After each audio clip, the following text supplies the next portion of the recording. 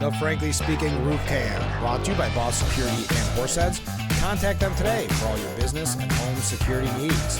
Welcome back to Frankly Speaking here on WYDC TV Big Fox. I'm your host, Frank Acomb. We're broadcasting from the Hasselson studio, and in that virtual studio this morning, we have Taylor Malpass. Thanks so much for being on the program. Hey, man. Thank you for having me.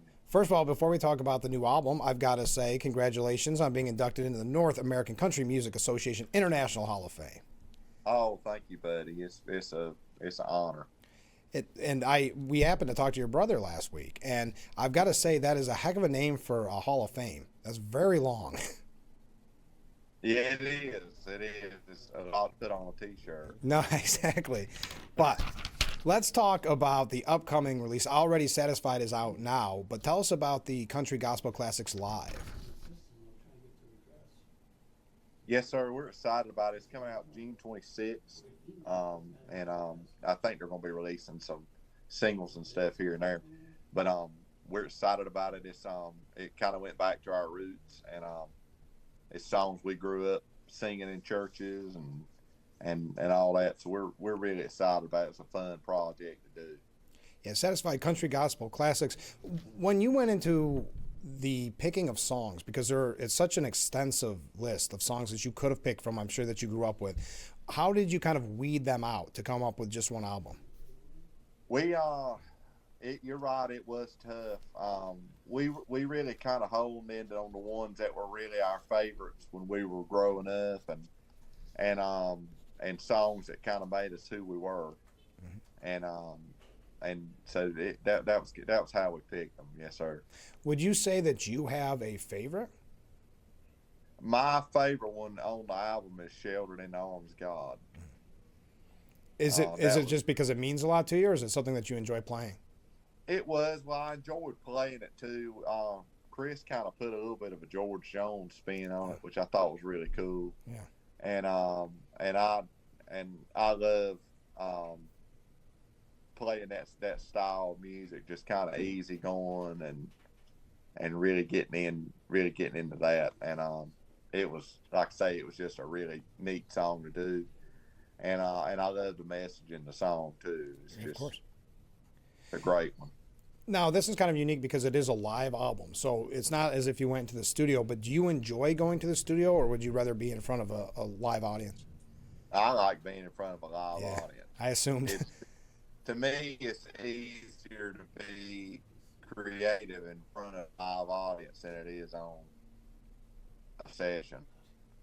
I get really nervous doing sessions. Do you really?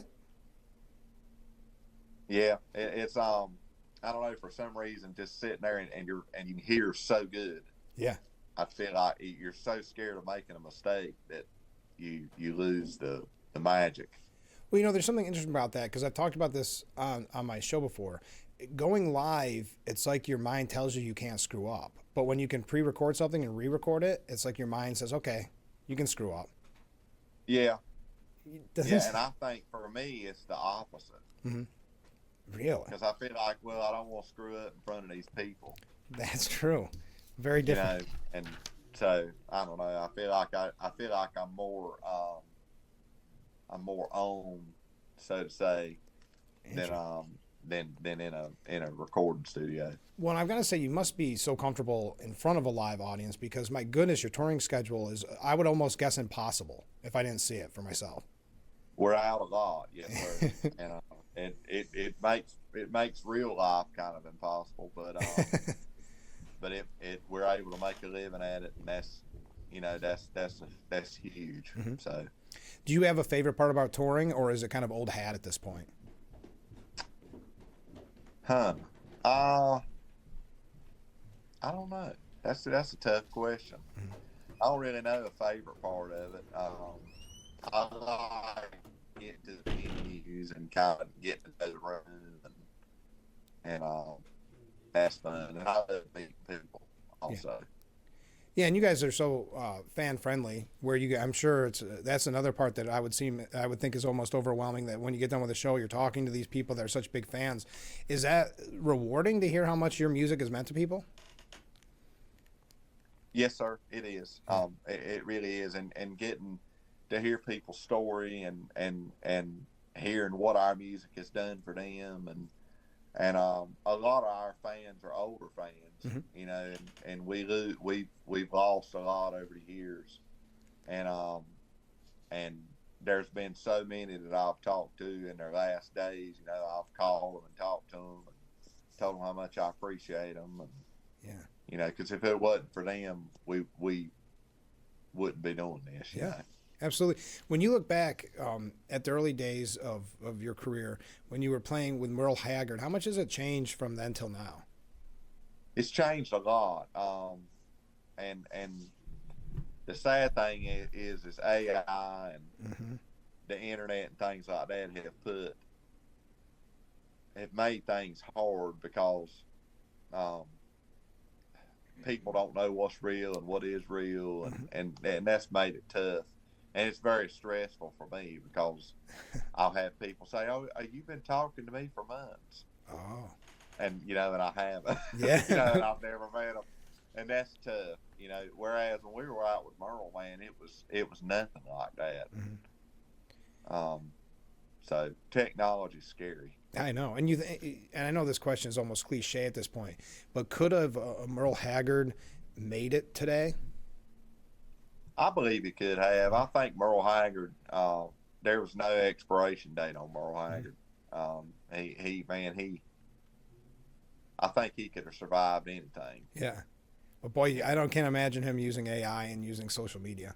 You know? No, I can't either. But I'm sure he could have had somebody do it for him. Yeah. So tell us a little bit, and I talked to your brother, like I said last week, but the Malpass Brothers show. This sounds like such a fun time to be had by everybody. How's it been going now that's 3 years? Man, we've had a great time, and we've gotten to have so many cool guests, and I can't wait to start filming season 4. Yeah. And see what all that has to offer. But we obviously, a lot of the people we had on there the first seasons were friends, Mm-hmm. and then some of them we had never met, and they became friends after we did it, and it's been great. And you've had so many wonderful guests that you perform with. Do you have a dream guest? Yes, sir. We'd love to have Bill Anderson on there. He's been a friend of ours for years, and but unfortunately, that's the only thing rough about it is we film in Fort Worth, and that's a good ride for people from Nashville. Yeah. But I would love to have Bill on there. Yeah. Who's the guest star in the background? Behind you, your dog. That's my dog. Say hey. Hey, the good-looking dog. That's Porter Wagner. Very nice. Oh yeah. How appropriate, right? With the show, you guys kind of follow that theme, right? Yes, sir. Yeah, we we eat and breathe traditional country music, Yeah. and we love it. That's what it's all about, though. Is when you're playing with some of these people, whether it's on live shows or during the Malpass Brothers show, are you ever intimidated by playing with such legends? Yeah. In fact, Junior Brown has been one of my favorite guests I've ever had on there, and he asked me to play guitar with him, and man, I was terrified. Yeah. But it was so cool. It was so cool getting to back him because man, I've been a fan of Junior since I was before I can even hardly remember. Yeah. How cool is that? Okay, we got to go back and talk because I want to hear all about it. We were talking about the new upcoming album, pre-order now for June 26th. Where can people find out more and buy the copy? Because I know this is a little different than in years past. That this is with Gaither Records, right? Yes, sir. It is, and they're going to have it on all streaming platforms, Spotify and Pandora and all that stuff. And then, of course, we'll be selling albums at our shows. Of course. And have them on our website and all that good stuff. And I like the fact, too, that it's also obviously the album, but you can get it on DVD as well. Yes, sir. Yes, sir. It's all everything was filmed and recorded all at the same time. So, it's really neat. It's a neat project. And there's so much music on this. There's a heck of a track list. Do you think there'll be a volume 2? I hope so. Yeah. Yeah. So I guess that's up to the Gaithers, but I hope so. See how it does on June 26th, right? Well, Yes, sir. thank you for giving us so much time this morning. I really do appreciate it. And as I told your brother, I hope that you can come out upstate New York and tour. I know you've got such a big list. I'd love to, man. Yeah. That would be great. Yeah. Well, thanks for giving us so much time. Best of luck. Hey, man, you have a good day. You too. All right, stay with us. We'll be right back with Frankly Speaking after this.